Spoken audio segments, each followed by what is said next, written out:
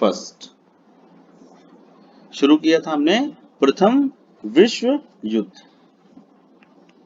1914 में शुरू हुआ, 1918 में खत्म हुआ।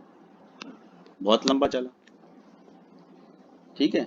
और हमने आपको बताया कि इसके पीछे भी शुरुआत कहाँ से हमने करी थी कि देखिए, जब पुनर्जागरण या रेनेसा हुआ, रेनेसा की वजह से ही इन्वेंशन यानी आविष्कार और डिस्कवरीज होने लगी, खोजें होने लगी। और इसका नतीजा हुआ कि मशीनों का निर्माण होने लगा, यानी कि मैकेनाइजेशन की प्रोसेस हुई, मशीनें बनने लगी। और उसने जो है औद्योगिकरण को बढ़ावा दिया। उसने क्या किया? इंडस्ट्रियलाइजेशन प्लस उसके बाद हुआ इंडस्ट्रियल रिवॉल्यूशन। और इसका ही नतीजा निकल कर आता है साम्राज्यवाद और उपनिवेशवाद। साम्राज्यवाद और उपनिवेशवाद। साम्राज्यवाद और उपनिवेशवाद। और इसी समय हमने बताया था कि जब साम्राज्यवाद का विस्तार हो रहा था तो शुरू में, और उपनिवेशवाद का विस्तार हो रहा था, लेकिन हमने एक पॉइंट यहां पर आपको बताया था कि 1870 के दशक में यूरोप में दो नए देशों का जन्म हुआ। ये यानी कि पहले से यूनिफाइड एक नेशन के रूप में थे ही नहीं। उसमें हमने आपको बताया था, एक जर्मनी और दूसरा इटली। और इसके पीछे सबसे बड़ा हाथ था नेपोलियन का, क्योंकि इनको यूनिफाइड करने का काम सबसे पहली बार नेपोलियन ने ही किया था। जब इन सभी क्षेत्रों को जीतकर इनको यूनिफाइड किया था तो वो नेपोलियन ने ही किया था। तो जब इनका जन्म हुआ और फिर यहाँ पर शुरू हुआ इंडस्ट्रियलाइजेशन, यानी कि इंडस्ट्रियल रिवॉल्यूशन हुआ, और इनको फिर जरूरत पड़ी न्यू कॉलोनीज की। और वहीं हमने बताया कि जैसे जैसे वहां पर रिवॉल्यूशंस होते जा रहे थे, क्रांतियां होती जा रही थी, स्पेशली फ्रेंच रिवॉल्यूशन, वैसे वैसे पूरे यूरोप में एक नई भावना विकसित हो रही थी। वो थी राष्ट्र की भावना, नेशनलिज्म। नेशनलिज्म का मतलब है कि अब लोग अपने आप को एक राष्ट्र से जोड़कर देखना चाहते थे। वो चाहते थे कि उनका जो क्षेत्र है वो छोटे छोटे राजाओं के कब्जे में है, वो यूनिफाइड हो जाए और एक देश का निर्माण हो जाए, जिस प्रकार फ्रांस में हो गया, जिस प्रकार अमेरिका में हो गया, और जिस प्रकार ब्रिटेन में हो गया। तो पूरे यूरोप में एक राष्ट्रवादी लहर चल रही थी। इसको नेशनलिज्म की स्पिरिट कहा जाएगा। वो लोग नेशन चाहते थे। अब वो किसी राजा की प्रजा कहलाना पसंद नहीं करना चाहते थे। ये चीज चल रहा था, ठीक है। और इसकी वजह से क्या हो रहा था कि अब सबसे मेन औद्योगिकरण, तो चाहिए मार्केट।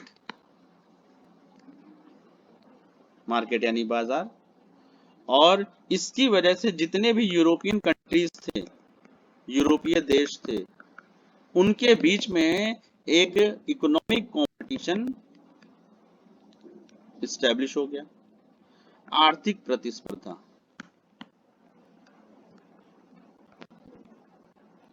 हम लोग भी तो वही करते हैं। हम लोग के मन में भी तो आर्थिक प्रतिस्पर्धा ही रहती है कि बगल वाले से ज्यादा कमाए, बगल वाले से ज्यादा। तो वैसे ही हो गया था यूरोपीय देशों में।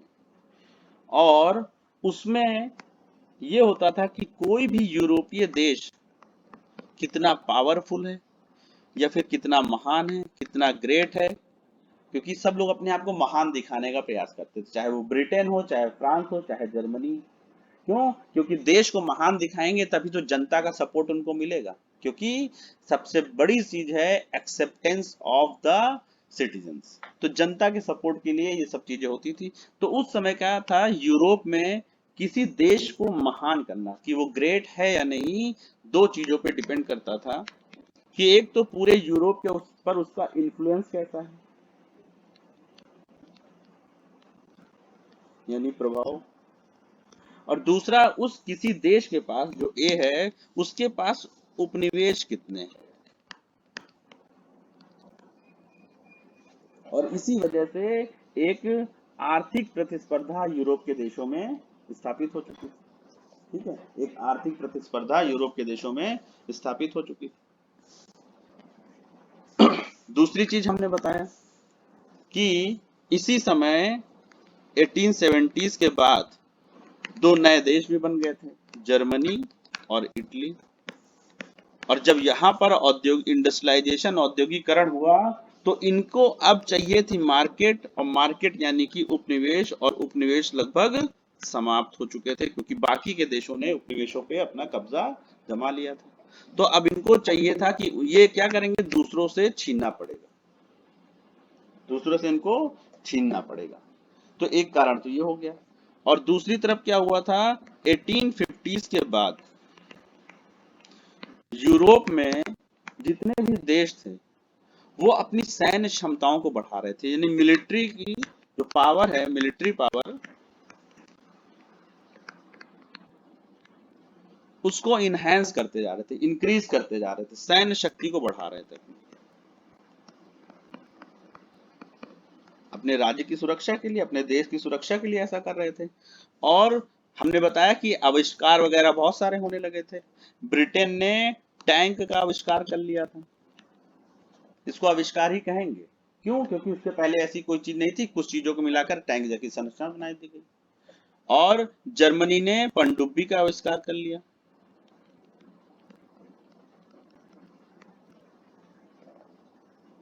इस तरह के आविष्कार हो रहे थे, यानी अपनी जो मिलिट्री पावर है उसको भी सारे देश बढ़ाते जा रहे थे। ठीक है। और और यूरोप में बहुत सारे देश थे जैसे ये हैं। तो वो सोच रहे थे कि हम लोग ऐसा ऐसा ना हो कि बगल वाला देश हम पे हमला कर दे, तो वो कोशिश कर रहे थे कि आसपास के देशों के साथ में मिलिट्री अलायंस बना लें, सैन्य समझौते कर रहे थे, ताकि जब कोई देश उन पर आक्रमण करे तो ये वाला देश या तो उनकी सहायता करे, ऐसा ना हो बगल से वो भी हमला करे। तो उस समय ये चीजें मतलब जबरदस्त, देश और पूरा यूरोप जो है दो ग्रुप में डिवाइड हो गया इसी वजह से। एक तरफ क्या था, दुश्मन का दुश्मन दोस्त, उस चक्कर में हो रहा था कि पूरा का पूरा यूरोप दो खेमे में बढ़ गया था, दो ग्रुप में बढ़ गया था। और हमने आपको बताया था कि 1871 में युद्ध हुआ था फ्रांस के बीच में और प्रशा के बीच में, जब जर्मनी का निर्माण हुआ उसी समय। और इस युद्ध में प्रशा ने फ्रांस को हरा दिया था, और इनके दो क्षेत्र, अल्सास और लॉरेन, ये ले लिए थे। तो फ्रांस का अपमान हुआ था, इसने संधि करी थी, और अपमानजनक संधि किसके द्वारा करी गई थी, बिस्मार्क, जो कि इस समय चांसलर थे जर्मनी के। ठीक है। तो इन्होंने ये जर्मनी ने, एक तरह से देखा जाए प्रशा ने फ्रांस के ये दो क्षेत्र छीन लिए थे, और इसीलिए फ्रांस जो है कोशिश कर रहा था, मतलब बिल्कुल अपमान का बदला लेने के लिए बैठा हुआ था। और इधर जब जर्मनी बना तो जर्मनी के चांसलर बिस्मार्क ने जर्मनी को सुरक्षित रखने के लिए सैन्य समझौते किए, मिलिट्री अलायंस शुरू कर दिए, और दूसरी तरफ फ्रांस ने कर लिया। तो यानी कि एक तरह से पूरी तरह से सैन्य प्रतिस्पर्धा पूरे यूरोपीय देशों में फैल चुकी थी, मिलिट्री कंपटीशन स्टार्ट हो गया था।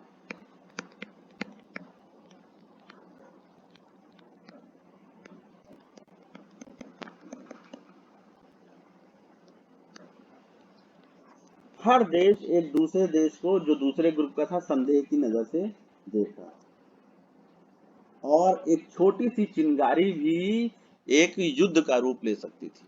लोग बस इंतजार कर रहे थे कि कोई, उनको एग्रेशन इतना बढ़ा हुआ था देशों में कि कोई थोड़ा सा छेड़ दे तो बस युद्ध की स्थिति आ जाती। तो जो इमीडिएट कॉज था, अब वो देखेंगे। यहां तक चीजें समझ में आई थी कल? Yes sir. ठीक है। अब हम देखेंगे इमीडिएट कॉज क्या था। तो मैप खोल लेते हैं। मैप हमने सभी को भेज दिया था, ठीक है। लेकिन अपने हिसाब से उसको आप लोग को यूज करना है, देखिए कर लेते हैं कि नहीं।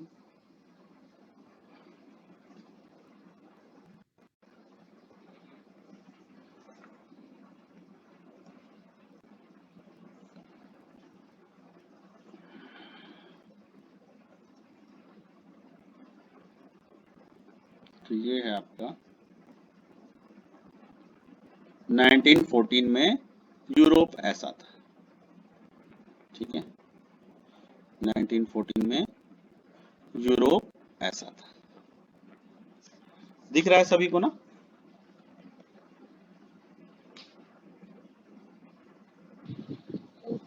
Yes sir. ठीक है। तो हुआ क्या, अब यहां पर देखिए ऑस्ट्रिया और हंगरी, ये है ऑस्ट्रिया और हंगरी।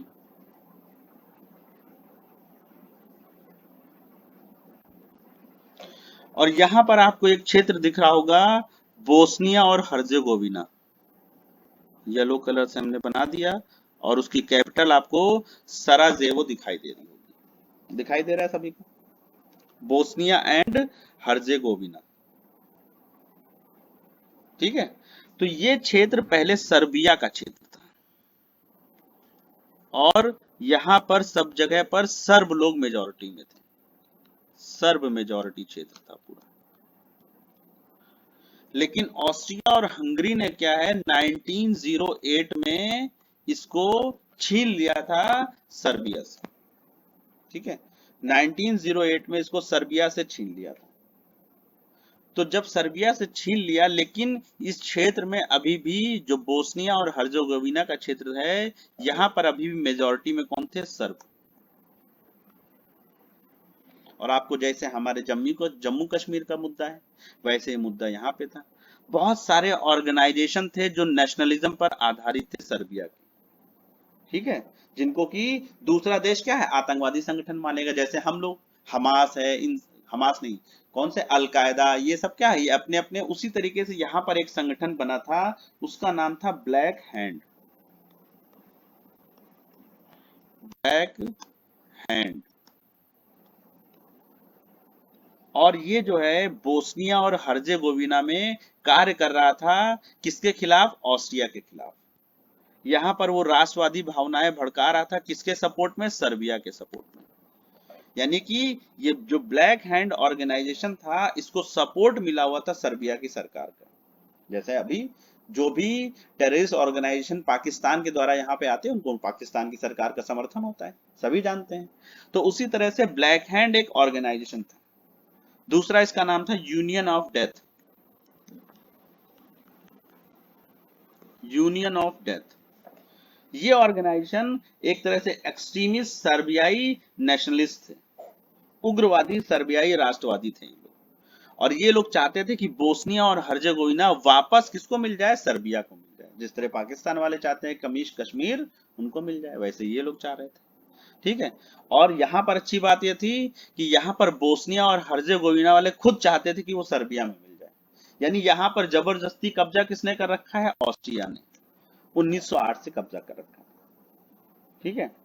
और हमेशा सर्बिया इनसे कहता था कि आप मेरा क्षेत्र वापस कर दीजिए। अब प्रॉब्लम कब हुई? प्रॉब्लम हुई 28 जून 1914। 28 जून 1914, 28 जून 1914। अब ऑस्ट्रिया का क्षेत्र बन चुका था ये।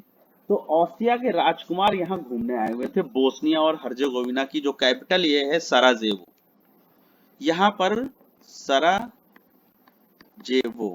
ये कैपिटल है बोस्निया की।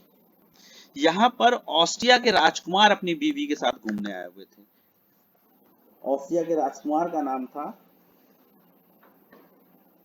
आर्क ड्यूक, हिंदी में भी लिख देंगे इंग्लिश में भी, आर्क ड्यूक फ्रांसिस, और आगे का नाम बड़ा अच्छा है फर्दिनंद, फर्दिनंद। आर्क ड्यूक नाम बहुत बड़ा है, आर्क ड्यूक फ्रांसिस फर्दिनंद, फर्दिनंद। हिंदी लग रहा है देखने में, लेकिन है नहीं, ठीक है। तो ऑस्ट्रिया के राजकुमार थे, यानी कि होने वाले राजा।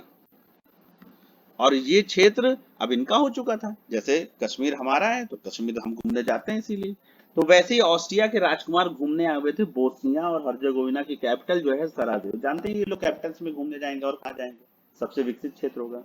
तो ये घूमने आए थे अपनी पत्नी के साथ, वाइफ भी आई थी इनकी। और यहीं पर जो ये ऑर्गेनाइजेशन था ब्लैक हैंड, सर्बिया का ब्लैक हैंड ऑर्गेनाइजेशन,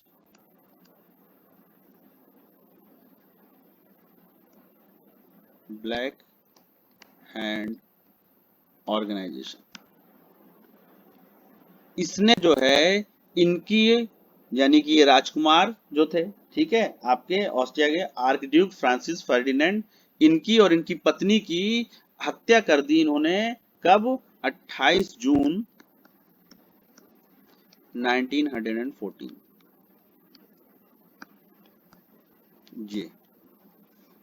ये थी चिंगारी, ठीक है। तो ब्लैक हैंड ऑर्गेनाइजेशन, जिसको यूनियन ऑफ डेथ कहते हैं, ये सर्बिया का था, सर्बिया का संगठन। और इसको टेररिस्ट ऑर्गेनाइजेशन का नाम भी दे रखा था ऑस्ट्रिया ने। तो अब इन्होंने हमला करके जो ऑस्ट्रिया के होने वाले राजा थे उनकी और उनकी पत्नी की हत्या कर दी, और वो भी कहां पर? सराजेव में, जो कि बोस्निया की कैपिटल थी। ये हमने अभी आपको यहाँ दिखाया है, यहाँ पर इनकी हत्या कर दी, ठीक है। 28 जून 1914 को इनकी हत्या कर दी। अब ऑस्ट्रिया नाराज हो गया, ऑस्ट्रिया नाराज। तो जैसे हमारे यहाँ पर पठानकोट पे हमला हुआ था ना। देखिए, आईआर समझने का सबसे बड़ा तरीका है विश्व इतिहास, क्योंकि विश्व इतिहास में घटनाएं घट चुकी हैं और उनसे हम सबक ले सकते हैं, ठीक है। तो हमारे यहाँ जब पठानकोट पे हमला हुआ तो उसके बाद पाकिस्तान की एजेंसी आई थी यहाँ पर, क्या है, जांच करने के लिए, ठीक है। तो ऑस्ट्रिया नाराज हो गया जब भाई उनके राजकुमार की हत्या कर दी गई, तो ऑस्ट्रिया नाराज हो गया और उसने इल्जाम लगाया किस पे? सर्बिया पे। तो सर्बिया के प्रधानमंत्री जो थे उन्होंने कहा कि मुझे कुछ नहीं पता, जबकि उनको पता था कि हत्या का साजिश रची जा रही है, और वो चाहते तो ऑस्ट्रिया को जो है सचेत कर सकते थे, लेकिन उन्होंने नहीं किया और वो उससे मुकर गए, ठीक है। मतलब सरकार को पूरे सभी लोगों को नहीं पता था, लेकिन कम से कम वहां के जो प्रधानमंत्री थे उनको पता था कि ऐसा कोई षड्यंत्र रचा जा रहा है। क्यों? क्योंकि ये जो ऑर्गेनाइजेशन था इसको सरकार का सपोर्ट मिला हुआ था, ब्लैक हैंड। तो अब ऑस्ट्रिया नाराज हो गया और उसने सर्बिया को के सामने 11 डिमांड रखी, जैसे हम लोग रख देते हैं और पाकिस्तान हम लोग के सामने रख देता है, वैसे ही उन्होंने भी सर्बिया के सामने 11 मांग रखी। और ये मांग उन्होंने कब रखी? 23 जुलाई को, मतलब थोड़ा समय के बाद, तुरंत अगले दिन नहीं हो गया, जुलाई आ गया।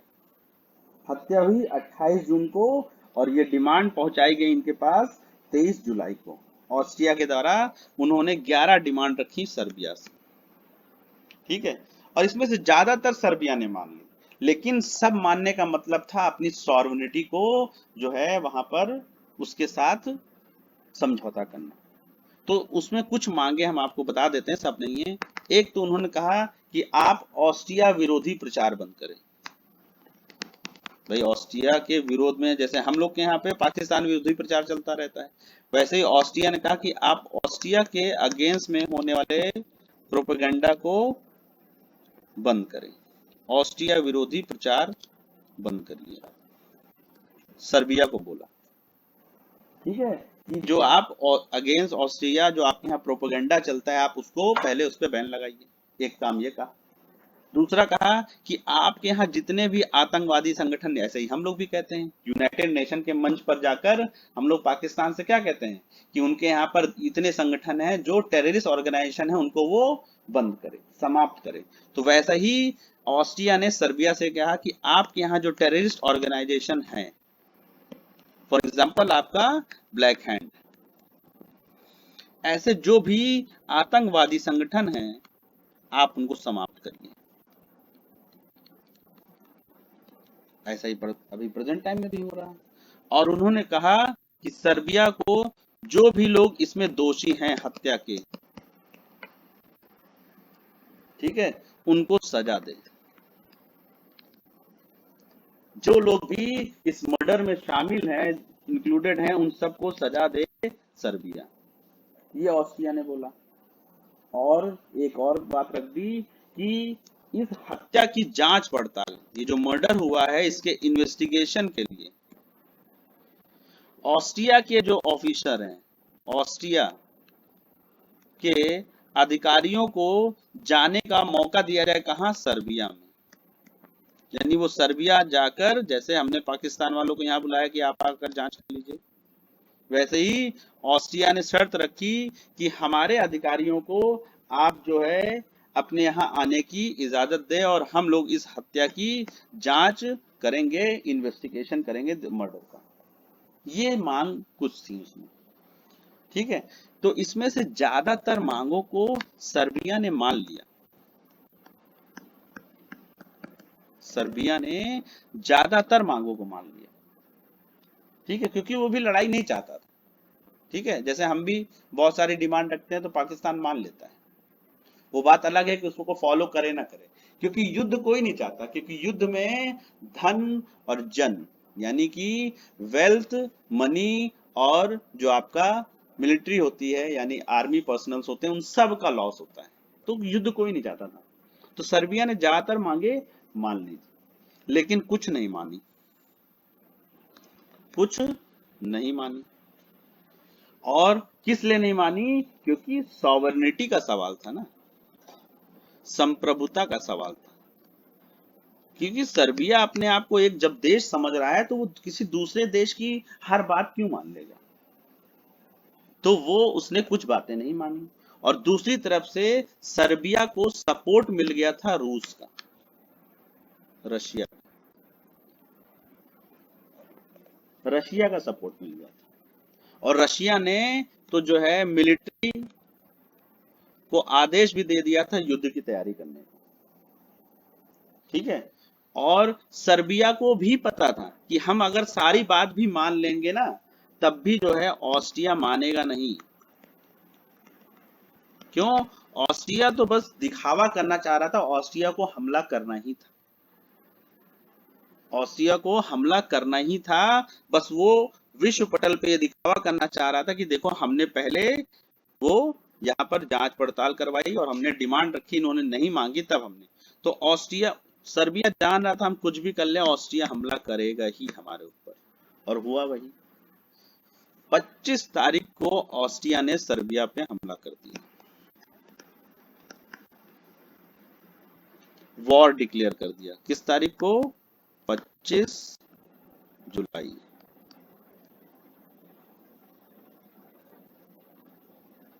नहीं सॉरी, हाँ 23 जुलाई को, सॉरी इसको सही कर देते हैं, 23 जुलाई को इन्होंने डिमांड रखी थी। और 25 जुलाई को क्या था कि ज्यादातर डिमांड्स मान, 25 तारीख को क्या हुआ था, ये सर्बिया ने ज्यादातर डिमांड्स इनकी मान ली थी।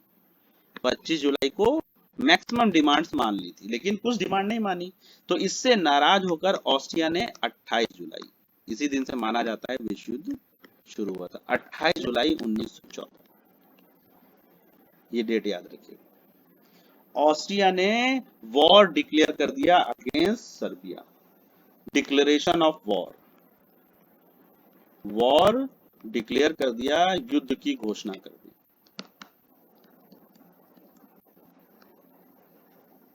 किसके खिलाफ युद्ध की घोषणा कर दी? सर्बिया के खिलाफ।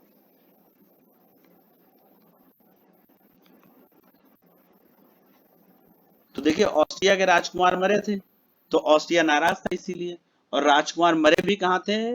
जो है उसी के क्षेत्र में मारे गए थे, लेकिन वहां पर जो टेररिस्ट ऑर्गेनाइजेशन काम कर रहा था वो सर्बिया का था, ब्लैक हैंड। तो अब ऑस्ट्रिया ने 28 जुलाई, ये डेट याद रखिएगा, 28 जुलाई को, जबकि 28 जून को हत्या हुई थी, हत्या 28 जून को हुई थी, एक महीने बाद हमला कर दिया, एक महीने बाद हमला कर दिया। और 28 को हमला किया और 29 तारीख को क्या किया इन्होंने, जो सर्बिया की कैपिटल थी बेलग्रेड, वहां पर बॉम्बबारी शुरू कर दी, बॉम्ब गिरा दी। जो सर्बिया की कैपिटल थी, ये जो सर्बिया है आपका, पर देखते कहाँ गया मैप।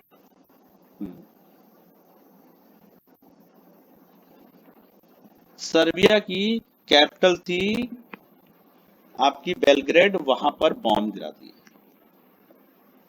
ठीक है, बॉम्ब गिरा दिए। अब इसको थोड़ा सा गैप कर देते हैं, तो यहीं पर समझाएंगे तो ठीक रहेगा।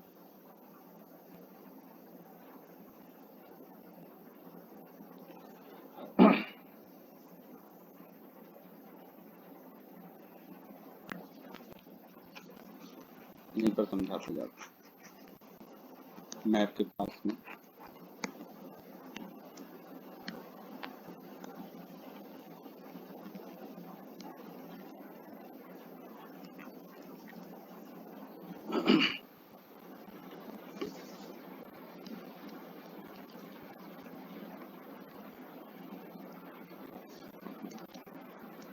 आप लोग रफ थोड़ा थोड़ा सा कुछ बना रहे हैं कि नहीं चार्ट? हल्का सा रफली काम थोड़ा सा करते रहिए।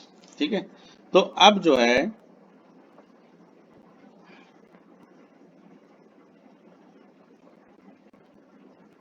ऑस्ट्रिया ने हमला कर दिया सर्बिया पे।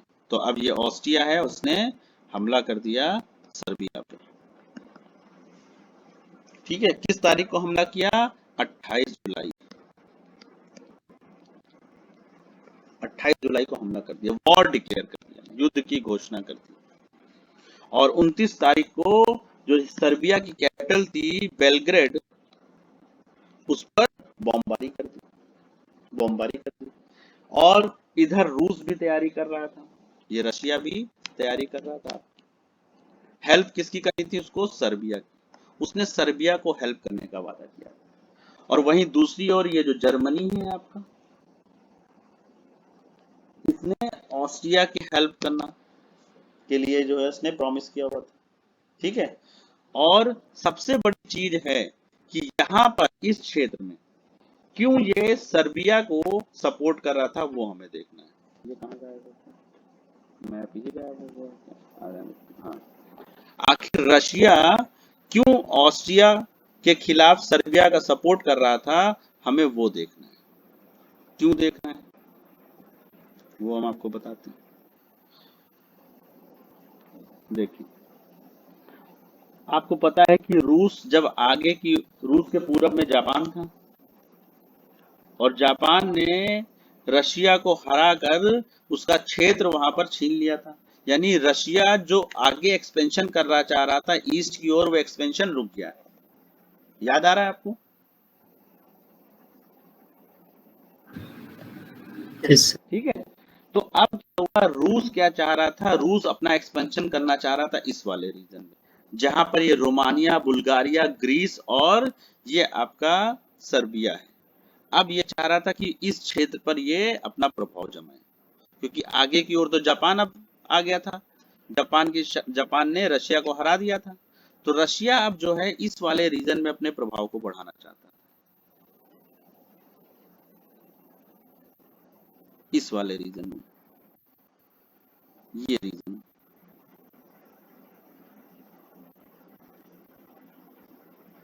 ये रीजन।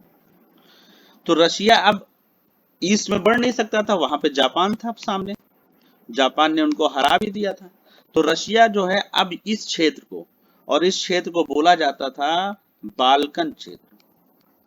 हमने आज भेजा है मैप, इसीलिए बाल्कन रीजन।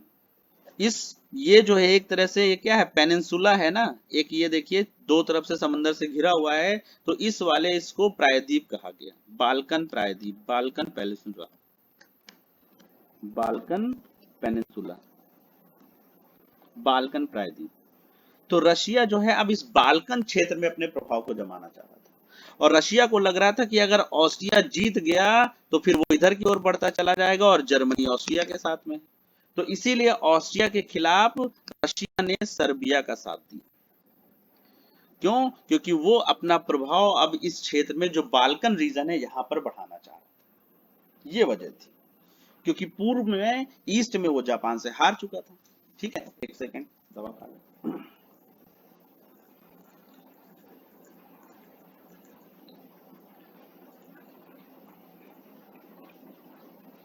और इधर जर्मनी से हेल्प मांगी किसने? ऑस्ट्रिया ने। ऑस्ट्रिया ने जर्मनी से हेल्प मांगी।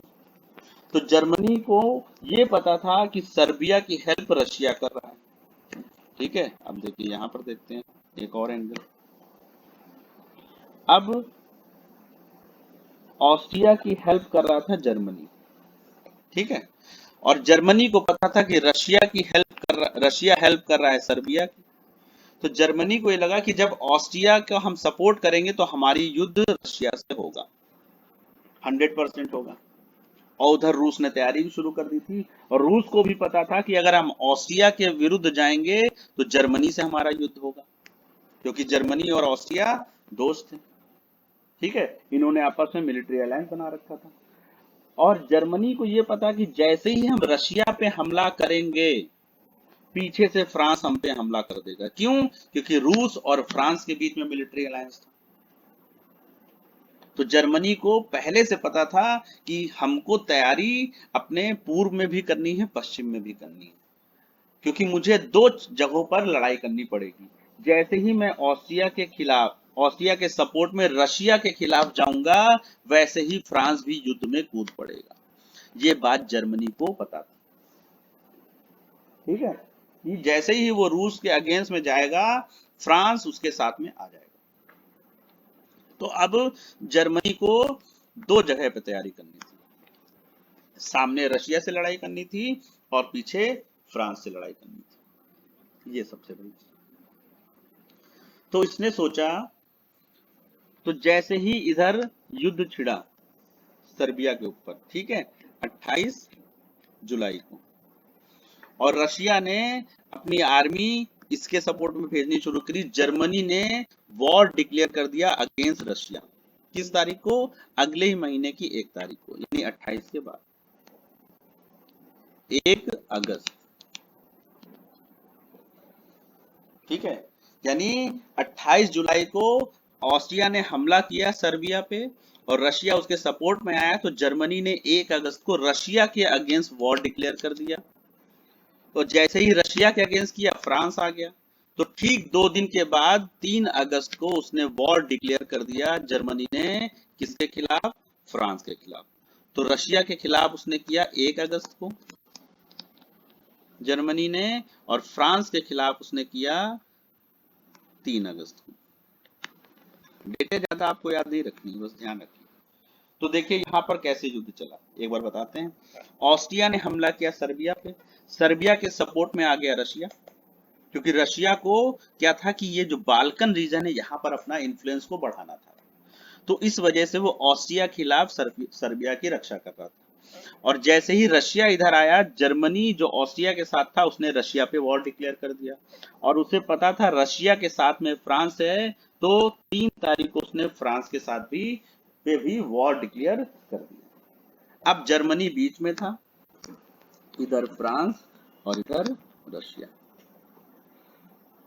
ठीक है, तो देखिए एक युद्ध यहां चल रहा था, ऑस्ट्रिया वर्सेस सर्बिया, एक युद्ध ये हो गया, और दूसरा युद्ध यहां शुरू हो गया, एक तरफ जर्मनी और दूसरी तरफ फ्रांस और रशिया। तो सोचिए दूसरा युद्ध शुरू हो गया। तो एक साथ कई युद्ध शुरू हुए, इसीलिए तो अब जर्मनी की सेना रशिया से और फ्रांस से युद्ध शुरू करी। ये सोचिए। तो जर्मनी ने सोचा कि हम रशिया को जल्दी से नहीं हरा पाएंगे, हम कोशिश करें कि पहले फ्रांस को हरा दें। ठीक है, फ्रांस को हरा दे। जर्मनी ने सोचा कि रशिया को हराने में समय लगेगा और फ्रांस को हराना आसान है। उसने सोचा कि पहले हम फ्रांस पे हमला करते हैं, मतलब फ्रांस को हराते हैं और फिर रशिया की तरफ बढ़ेंगे। और इधर फ्रांस ने हेल्प किससे मांगी? ब्रिटेन से। हेल्प किससे मांगी? ब्रिटेन से। ठीक है, अब ब्रिटेन से हेल्प मांगी तो ब्रिटेन न्यूट्रल था, ब्रिटेन को लगा कि हम क्यों अभी यहाँ बीच में पड़े। उसको ये तो पता नहीं था कि ये वर्ल्ड वॉर है, किसी को जानकारी नहीं थी। तो अब ब्रिटेन से हेल्प मांगी गई। तो ब्रिटेन ने बोला, इसको थोड़ा सा टैप करते हैं यहाँ पे।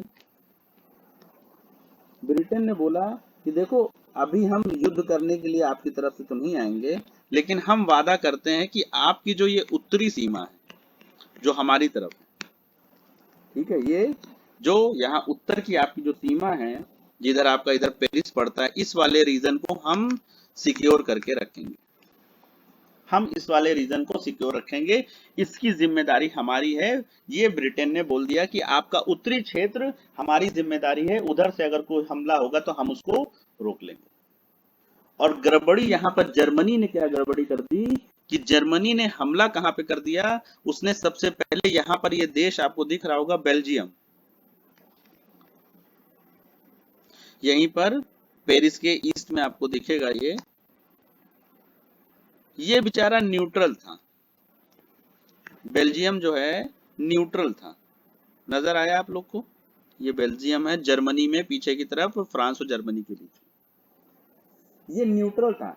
इसने क्या है, जर्मनी ने बेल्जियम पे आक्रमण कर दिया और यहां से फिर पेरिस पहुंचने का।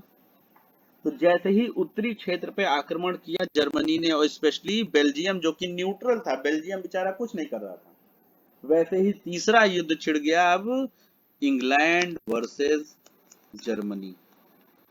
वैसे ही इंग्लैंड भी युद्ध में कूद पड़ा।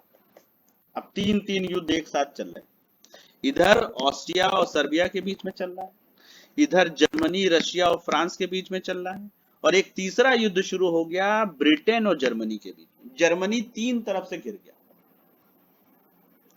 जर्मनी तीन तरफ से गिर गया। लेकिन सोचिए जर्मनी की पावर उस समय तक इतनी बढ़ गई थी कि जब तक यूएसए नहीं आया जर्मनी ने इन तीनों को फंसा के रखा था। 3 साल तक इसी तरह युद्ध खिंच गया। जर्मनी और फ्रांस की सेना 3 साल तक यहाँ पे खड़ी रही, ना ये इधर बढ़ पाए ना ये इधर बढ़ पाए। वही हाल रशिया, और रशिया में तो उसने, हमने बताया कि जर्मनी की सेना रूस में एंट्री कर गई थी, तो रूस में जो क्या था, जो जारशाही चल रही थी, जारिज्म चल रहा था, उसकी जो रेपुटेशन है वो डाउन होने लगी। क्योंकि वहां पर हमने क्या बताया, यही वो समय था जहां पर रूस की क्रांति भी इसीलिए चल रही थी। यहाँ पे याद आ रहा है, याद आ रहा है? Yes, sir. तो देखिए वही हुआ, इधर फ्रांस के साथ युद्ध, इधर रशिया के साथ युद्ध, और रशिया में वो एंट्री कर गया अंदर तक। और ब्रिटेन के साथ तो उसने ये किया कि ये जो आपका नॉर्थ सी है और इधर बाल्टिक सी है, यहाँ पर जर्मनी ने अपनी पनडुब्बियां नीचे डाल दी। उसने इन्वेंशन कर लिया था किसका, सबमरीन्स का। तो फर्स्ट वर्ल्ड वॉर पे जो मूवीज बनी है उनको कभी आप देखिए, डॉक्यूमेंट्री मूवीज देखिए, तो सोचिए कि उस समय पनडुब्बी यानी कि आपकी सबमरीन्स का जो इन्वेंशन कर लिया था जर्मनी ने, और उसका क्या करता था, उसकी वजह से वो इधर ब्रिटेन को परेशान कर रहा था, इधर रशिया को परेशान कर रहा था। हमने आपको बता ही दिया था कि रशिया में क्या है, इसीलिए इन्फ्लेशन बढ़ गया था, क्योंकि इधर जो आपका बाल्टिक सी था उस पर कब्जा कर लिया था जर्मनी ने। ठीक है, ये बाल्टिक सी दिखाई दे रहा होगा आप लोग को, इसको साफ कर देते हैं। तो 3 युद्ध छिड़ गए, ठीक है, 3 युद्ध छिड़ गए। इटली अभी तक न्यूट्रल था, इटली न्यूट्रल था, इटली कुछ नहीं कर रहा था। अभी धीरे धीरे अब सबको जोड़ते हैं, चलना है हमको, इसको थोड़ा सा क्लियर कर लें, साफ कर लें जरा सा। तो 3 युद्ध छिड़ गए। एक हमने बताया ऑस्ट्रिया और सर्बिया के बीच में छिड़ा हुआ था। दूसरा युद्ध जर्मनी, एक तरफ जर्मनी था और दूसरी तरफ फ्रांस और रशिया थे। और एक तीसरा युद्ध छिड़ गया जिसमें ब्रिटेन कूद पड़ा जर्मनी के खिलाफ। इस तरह से 3 युद्ध यहाँ पर छिड़ गए थे। और सोचिए जैसे ही ये युद्ध छिड़े, यानी कि ब्रिटेन का, जर्मनी का,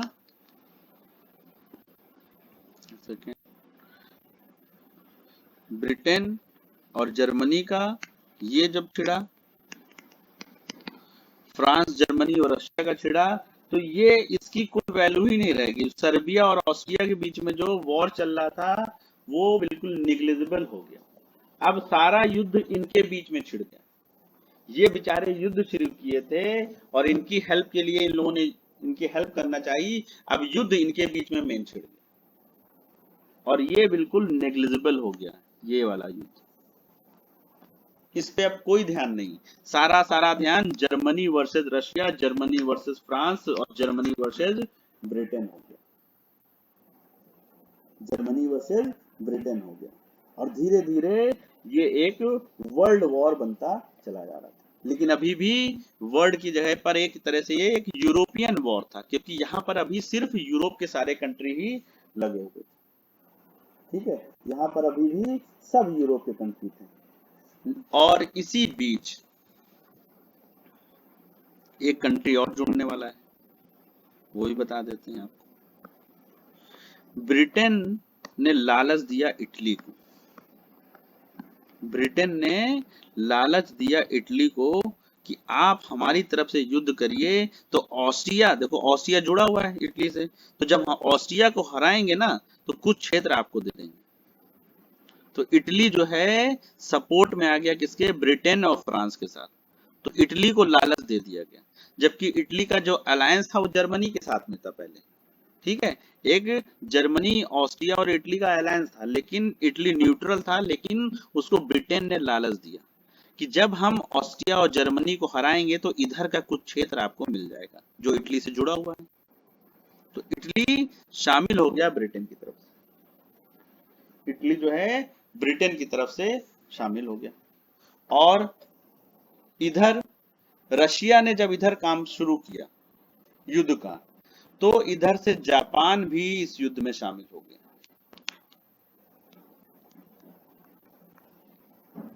जापान भी इस युद्ध में शामिल हो गया, लेकिन रशिया के खिलाफ नहीं शामिल हुआ, रशिया के साथ शामिल हुआ। क्यों शामिल हुआ, कोई बता सकता है?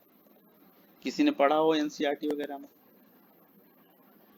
जापान क्यों शामिल हुआ? वो तो ईस्ट में था, उसको क्या लेना देना? रशिया रशिया के लिए नहीं, रशिया से तो युद्ध कर चुका था, उसके लिए क्या शामिल होगा? सर एक्सपेंशन अपना बढ़ाने के लिए। हाँ, एक्सपेंशन था, लेकिन कहाँ पर?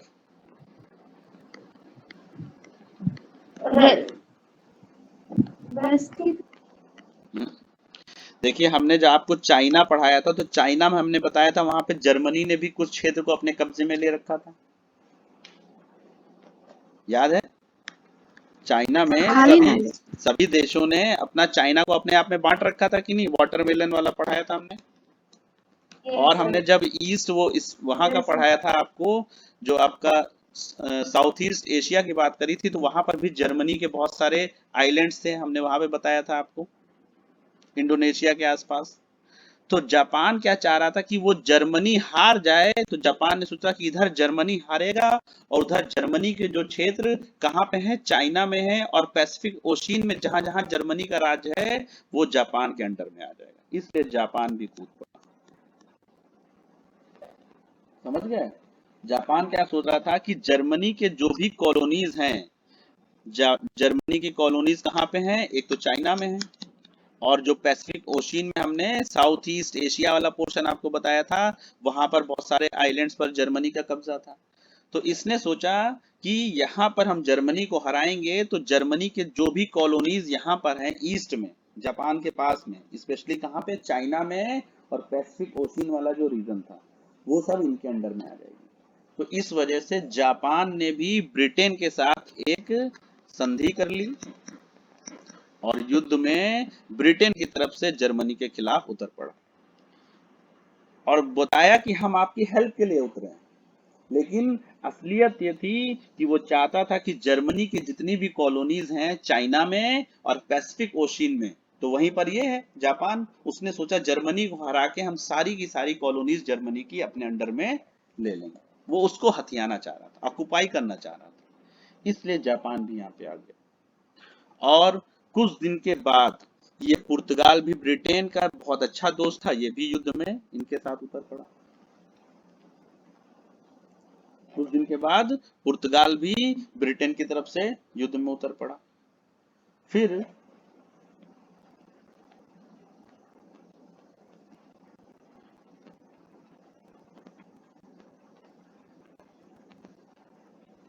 यहां पर एक है ये बुल्गारिया, बुल्गारिया दिख रहा होगा आपको सर्बिया के आगे की तरफ, दिखा ब्लैक सी के पीछे बुल्गारिया, ठीक है।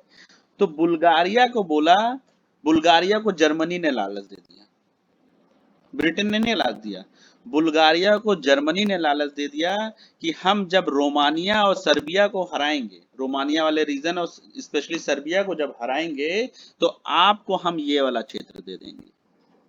तो अब जो बुल्गारिया है वो जर्मनी की तरफ हो गया, तो इटली जो है ब्रिटेन के साथ चला गया इसी के सामने यहाँ पर, ठीक है, क्योंकि उसको लालच दिया गया कि हम ऑस्ट्रिया का क्षेत्र आपको देंगे, और जो बुल्गारिया है उसको जर्मनी ने लालच दिया कि हम आपको सर्बिया वाला क्षेत्र दे देंगे, ठीक है, सर्बिया वाला क्षेत्र दे देंगे, रोमानिया वाला दे देंगे और प्लस ग्रीस भी दे देंगे, नीचे ग्रीस दिख रहा होगा आपको।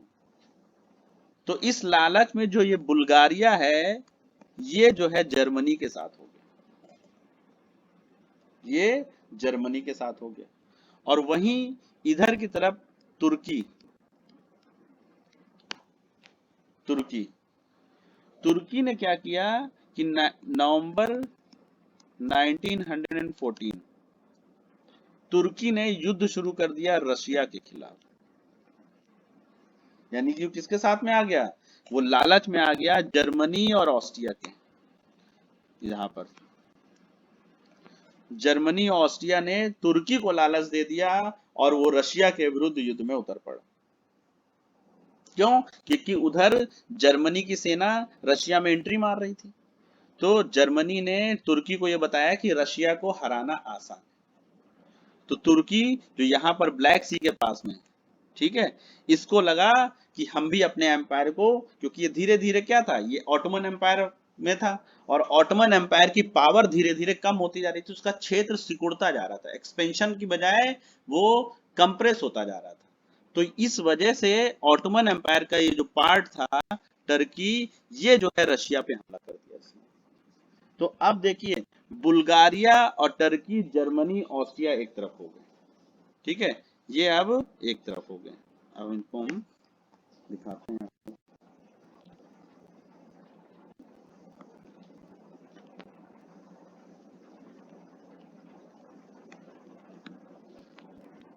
ठीक है। तो अब जो है बुल्गारिया आपका, यानी जर्मनी के साथ में कौन आ गया, एक तो ये जर्मनी था ही, ऑस्ट्रिया है ही, इनके साथ में बुल्गारिया आ गया और इधर से टर्की आ गया।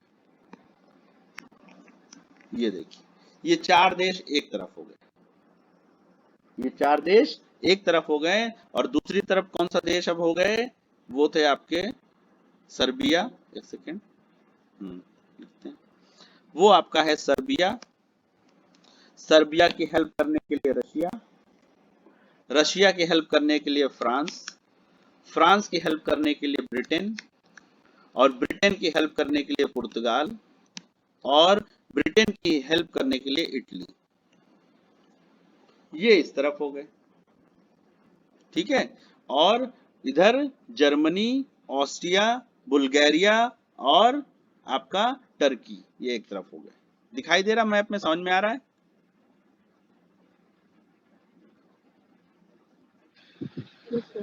ठीक है, हाँ। तो इस तरीके से लालच दे देकर क्षेत्रों को अपने साथ मिलाया गया। तो ये चार एक तरफ हैं और ये पांच आपके छह एक तरफ हो गए, ठीक है, ये चार एक तरफ थे और ये छह एक तरफ थे, और इन चारों को नाम दिया गया सेंट्रल पावर। इन चारों को क्या नाम दिया गया, जर्मनी, ऑस्ट्रिया, बुल्गारिया और टर्की, इनको बोला गया सेंट्रल पावर, केंद्रीय शक्तियां, इनको नाम दिया गया। इसको बिगाड़ देते थोड़ा सा, इस तरफ हटा देते हैं,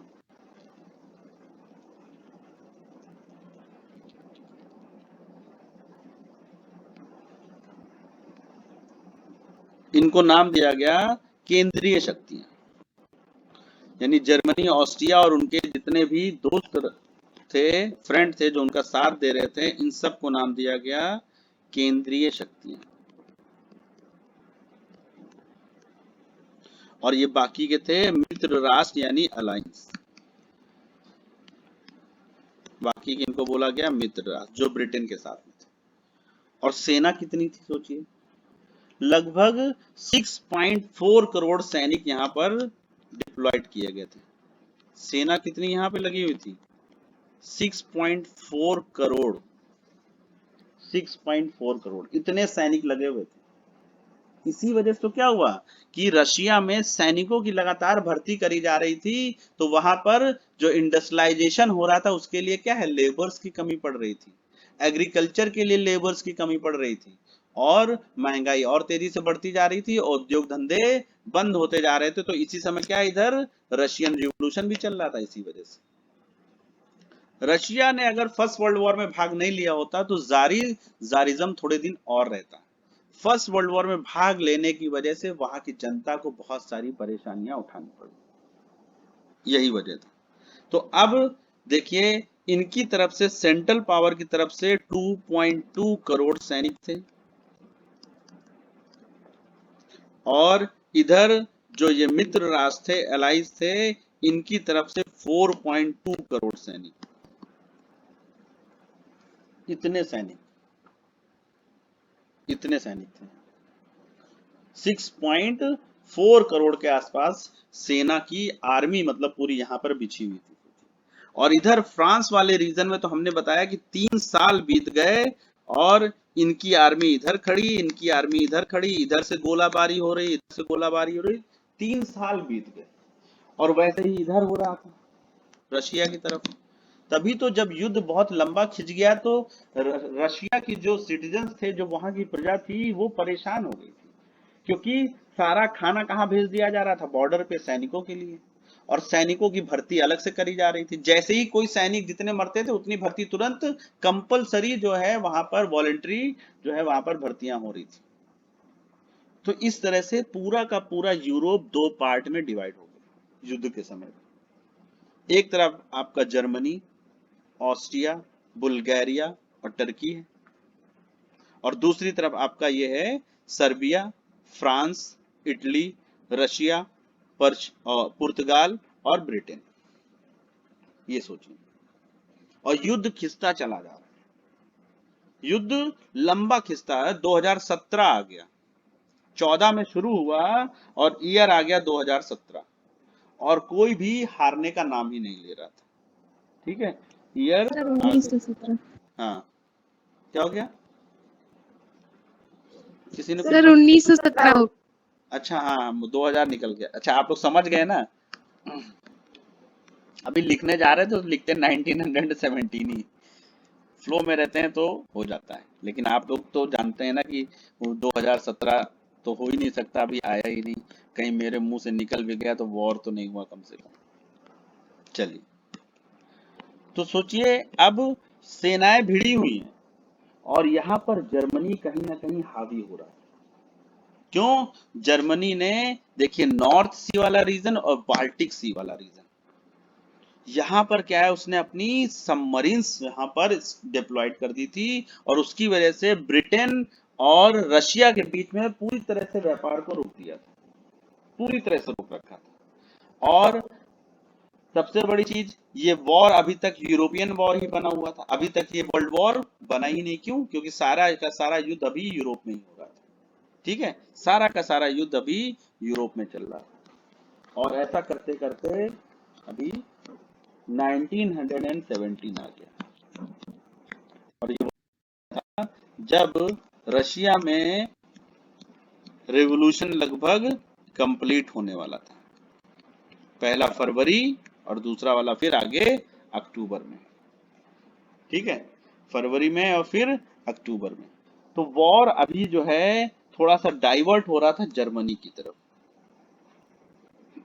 जर्मनी कहीं ना कहीं थोड़ा सा हावी हो रहा था। क्यों? रशिया में वो आगे तक बढ़ गया, और यहाँ पर उसने अपनी सबमरीन्स लगा दी थी बाल्टिक सी में, इधर, इधर और इधर नॉर्थ सी की तरफ।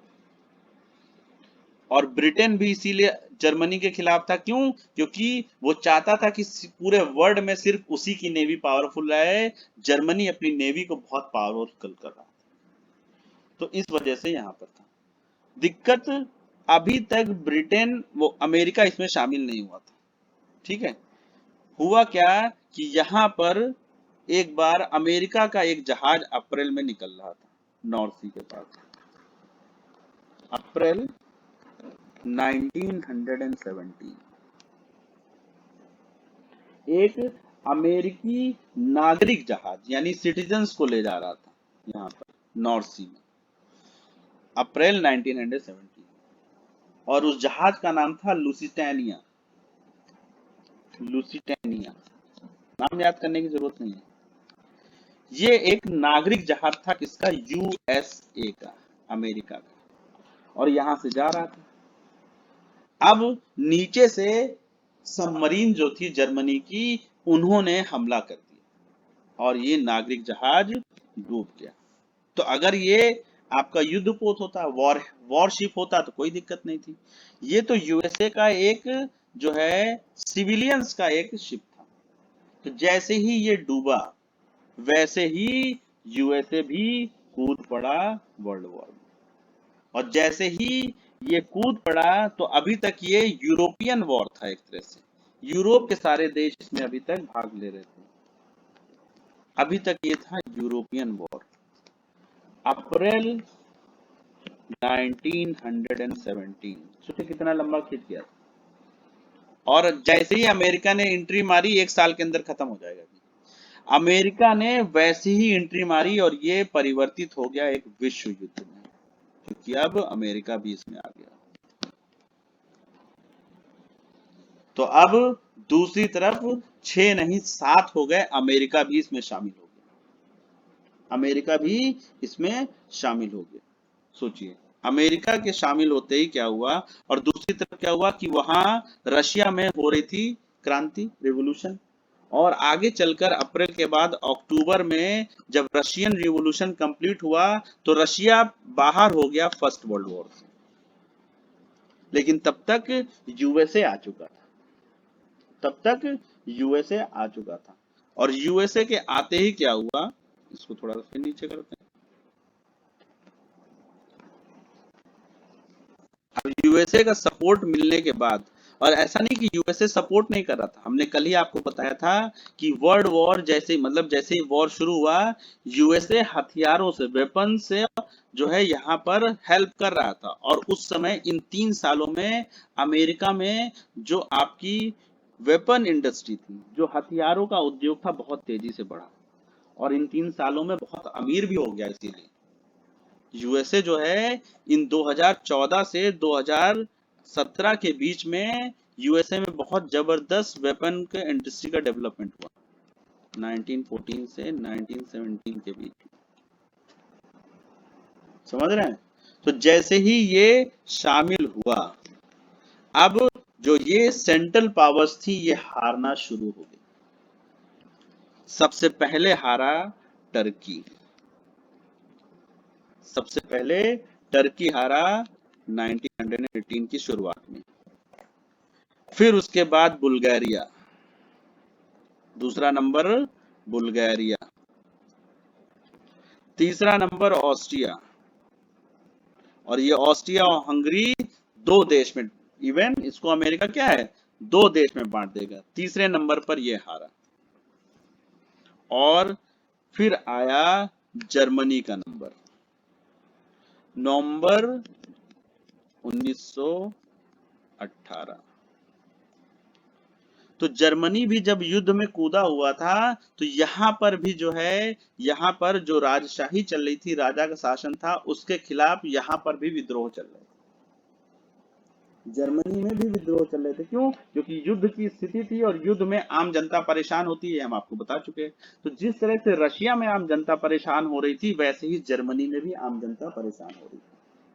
तो नवंबर आया और यहाँ का जो राजा था उसने क्या है, सरेंडर कर दिया, जर्मनी के राजा ने।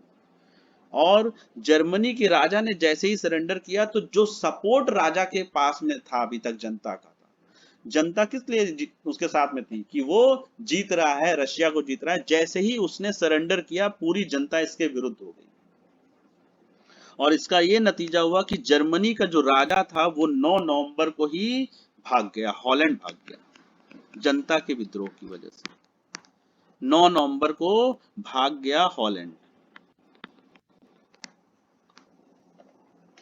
हॉलैंड भाग गया। ठीक है, जर्मनी का राजा 9 नवंबर को, क्यों, जैसे ही राजा ने सरेंडर किया जनता उसके विरुद्ध हो गई और उसके तख्ते को पूरा पलट दिया गया और ये भाग गया 9 नवंबर को। और जर्मनी में ब्रिटेन और अमेरिका ने एस्टेब्लिश कर दिया रिपब्लिक, गणतंत्र।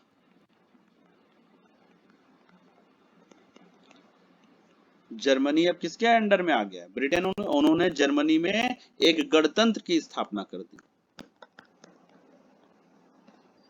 और जब गणतंत्र या गणराज्य की स्थापना हो गई तो उसी जर्मनी के साथ जो अब गणतंत्र बन चुका था उसके साथ इन्होंने एक ट्रीटी करी 11 नवंबर को। तो 9 नवंबर को राजा भाग गया, उसके बाद वहां पर एक रिपब्लिक स्टेब्लिश किया गया और 11 नवंबर 1918 को युद्ध विराम की संधि हो गई, युद्ध समाप्त।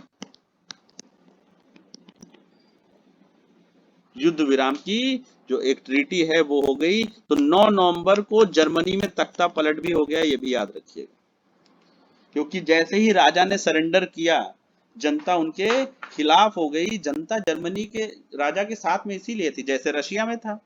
जारिज्म के साथ में शुरुआत में क्यों थी जनता? क्योंकि यहाँ पर रशिया को लगा कि, राजा को लगा कि जार जो निकोलस थे, निकोलस सेकंड, कि हम जीतेंगे और जनता हमारे पास आ जाएगी।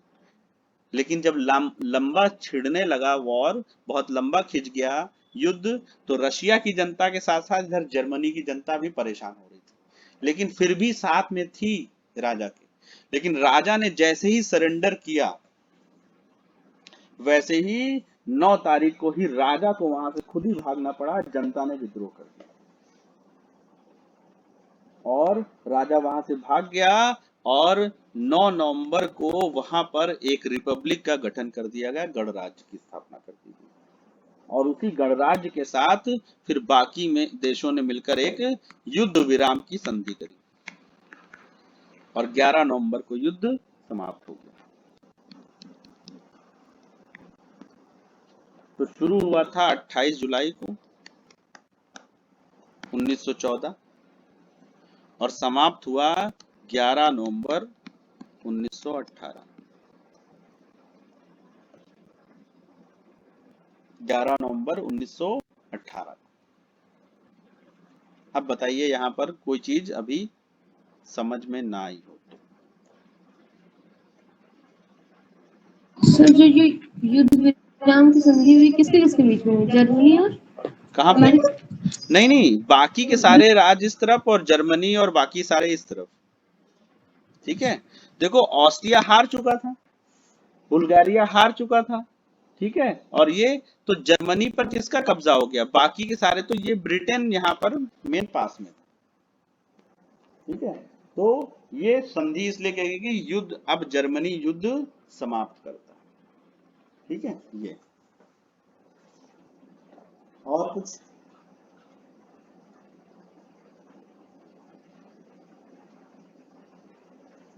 पूछिए।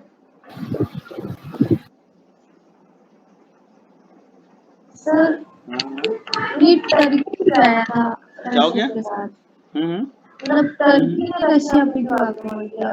क्योंकि टर्की उस समय ऑटोमन एम्पायर का पार्ट था और ऑटोमन एम्पायर धीरे धीरे उसका एक्सपेंशन कम हो रहा था, वो कमजोर पड़ रहा था, तो वो अपने साम्राज्य को क्या है, बढ़ाना चाह रहे थे।